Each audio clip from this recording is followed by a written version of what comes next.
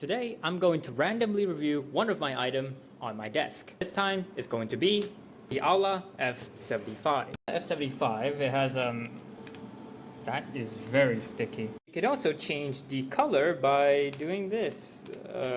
Wait, which one? And, oh, yay, there we go. You can change it to multiple different colors if you want to. And it also has these, which you can increase or decrease the height. We got 0, 1, and 2. It has 3 different connections. You can see Bluetooth, wired, and 2.5G. And right here, ta-da! Look at that. Right now, I'm going to do a typing test. We're going to try it right now.